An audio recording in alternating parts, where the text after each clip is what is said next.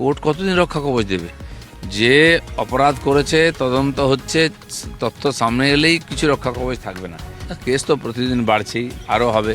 মানুষ ভয়ে কথা বলতো না, ডায়মন্ড হারবার থেকেই সমস্ত মামলা আসবে। যাদের অত্যাচারিত হয়েছে, যাদের লুট হয়েছে, দোকানপাট দখল হয়ে গেছে, তো ওনারই অনুপ্রেরণাই হয়েছে, তো ধীরে ধীরে সমস্ত সামনে আসবে।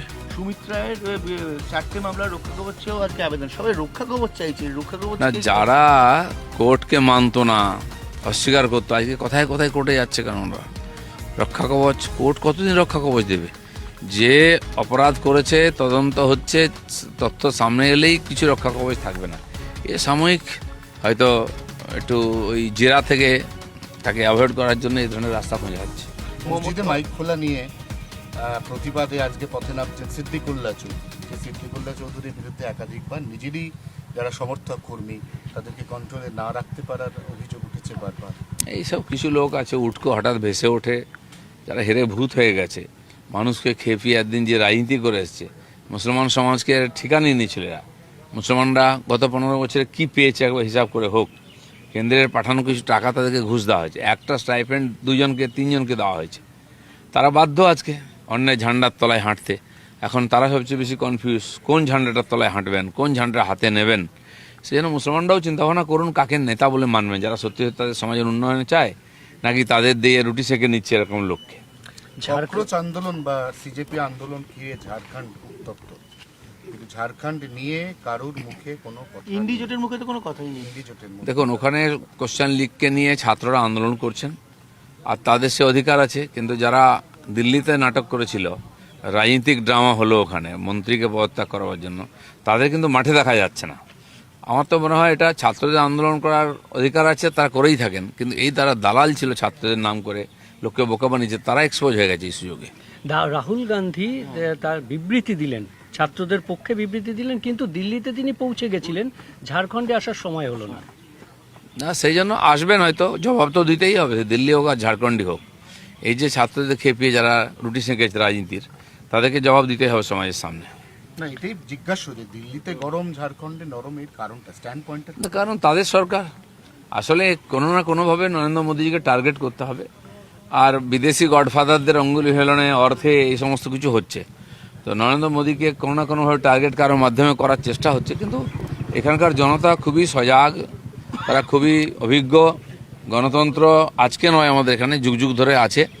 আর সেই গণতন্ত্রকে কেউ যদি বিভক্ত করতে চায়, ক্ষতবিক্ষত করতে চায়, সাধারণ মানুষই ঢাল হয়ে দাঁড়াবে। বলছি, যন্তর মন্তরের যে মূলত ছাত্র আন্দোলনের বার্তা দিয়েছিল এবং রাস্তায় নেমেছিল ওই নেহা, আজকে কলকাতায় আসছে। নেহা বোরা আজকে কলকাতায় আসছে সে ছাত্র আন্দোলনের বার্তা দিতেই। অভিযোগ উঠছে যে উনি কোনো মঞ্চ পাননি, কারণ ওনারা মঞ্চ চেয়েছিলেন, বিভিন্ন কারণ দেখিয়ে সেই মঞ্চের পারমিশনটা শেষ পর্যন্ত এই শুনুন, যে নেতার নেত্রী হয়, যার পিছনে লোক থাকে, তার মঞ্চ লাগে না, রাস্তাই তার মঞ্চ। এরা তৈরি করা নেতা, তৈরি করা মঞ্চ, তৈরি করা মিডিয়া দিয়ে নেতা হয়। আমরা দেখেছি কমিউনিস্টদের যে অনুযায়ী আন্দোলন হতো ওখানে, আর ওখান থেকে নিয়ে এসে এখানে ভোটে লড়ানো হতো। এইটা করা হয়েছে, তারা কোথায় গেল আজকে? এই যে হঠাৎ ক্রিয়েটেড নেতা রাতারাতি হয়ে যায় না, মানুষ তাদেরকে স্বীকার করে না। গোটা কলকাতা জুড়ে গতকাল উত্তর কলকাতা স্পেশালি ভয়াবহ অবস্থা হয়েছে, ভেসে গিয়েছে রীতিমতো। বলছে যে প্রশ্ন হচ্ছে এটাই যে বোর্ড ভেঙে চলে যাওয়া, তড়িঘড়ি করে চলে যাওয়া, তার ফল কি ভুগতে হচ্ছে এখন মানুষকে? দেখুন, প্রত্যেক বছর আগস্ট সেপ্টেম্বরে বৃষ্টি হয় আর এই দুর্দশা হয়, এটা কোনো শর্টকাট সমাধান নেই।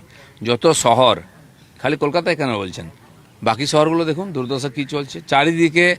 আর ড্রেন বন্ধ করে, পুকুর বন্ধ করে, মানুষের অবস্থা দুর্বিষহ। টাকা পয়সা দিয়ে জোর করে পারমিশন করে নিয়ে বাড়ি করে নিয়েছে। যে পুকুরগুলোতে জল জমা হতো সেই পুকুরগুলো নাই, বাইরে বেরোবার ড্রেন নাই, এবং পুরো শহরকে গ্রামাঞ্চলে বড় বড় বাড়ি করে পঞ্চায়েতের আইনের সুযোগ নিয়ে, কোনো আইন ছিল না, আমরা নতুন আইন বানাচ্ছি পঞ্চায়েতে যাতে এই ধরনের বদমাইশি না হয়। তো গ্রামের পঞ্চায়েতে বড় বড় বাড়ি করে, মানে এই যে রুরাল আর আরবানের মাঝখানে একটা শব্দ চালু হয়েছে, রারবান। সেই রারবান এলাকাটা যথেচ্ছ বাড়িঘর, বড় বড় ফ্ল্যাট করে রাস্তা আটকে থাকে, কোনো ড্রেন নেই, কোনো রাস্তা নেই। আমাদের পঞ্চায়েত বিভাগে, পঞ্চায়েত এলাকায় বাড়ি করলে তার জন্য কোনো আইন ছিল না, এক পাতার একটা খালি নির্দেশিকা ছিল।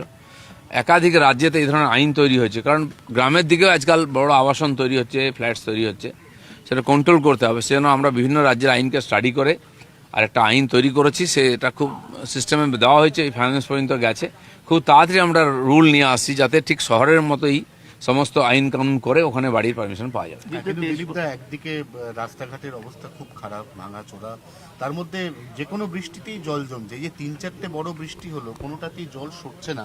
এতে তো সাধারণ মানুষের, সরকার, নতুন যে সরকার, তার উপর যে প্রত্যাশা, এটা ধাক্কা খাচ্ছে না?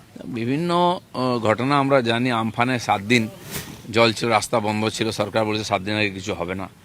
কলকাতায় বৃষ্টি হলে আর গঙ্গায় যদি বান আসে বা জোয়ার আসে তখন জল নিকাশি ব্যবস্থা ঠিক হয় না, গঙ্গাই আমাদের মাধ্যম। তো এটা প্রায় হয়ে থাকে, 2-3 ঘন্টা ডুবে যায়।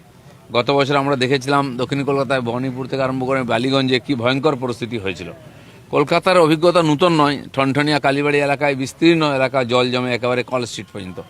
তো এইগুলোর স্থায়ী সমাধান করতে হবে ধীরে ধীরে, পুরো প্ল্যান করে, মাস্টার প্ল্যান করে। পুরনো ড্রেন, আন্ডারগ্রাউন্ড যে ড্রেন সেগুলো জমে গেছে, বৃষ্টিটাকে পরিষ্কার করা উচিত এবং স্থায়ী সমাধানের জন্য রাস্তা বার করতে হবে, খালের সঙ্গে সম্পর্ক বার করতে হবে। আমার মনে হয় এটা যারা ইঞ্জিনিয়াররা আছেন, দরকার হলে আন্তর্জাতিক স্তরের যারা এক্সপার্ট আছেন তাদের সহযোগিতা নিয়ে স্থায়ী সমাধান করা হোক। একটা বৃষ্টি লোক কাটিয়ে দিতে পারে, এত বছর চলেছে, কিন্তু পরের বার থেকে যাতে এর কোনো সমাধান হয় রাস্তা দেখা উচিত। বিরোধীরা পশ্চিমবঙ্গে বৈধ ভোটারদের নাম দ্রুত ভোটার তালিকায় অন্তর্ভুক্তির জন্য এসআইআর ট্রাইব্যুনাল গঠনে আজকে মামলা হয়েছে। আজকে দ্রুত যাতে শুনানি হয় এবং অধীর রঞ্জন চৌধুরী এই মামলাটা করেছে যাতে বৈধ দেখুন, ভোটার এক নাম- সময় যখন এসআইআর এখানে লম্বিত হয়ে গেছিল টিএমসি চক্রান্তে, 228 জন না কত জজকে বাইরে থেকে ম্যাজিস্ট্রেট নিয়ে এসে এখানে ইমার্জেন্সিতে করা হয়েছিল। তারপরে কয়েক লাখ নাম বাদ থেকে গেছে। সেই সিস্টেম চালু হচ্ছে, ধীরে ধীরে সবাইকে এর মধ্যে ইনক্লুড করা হবে।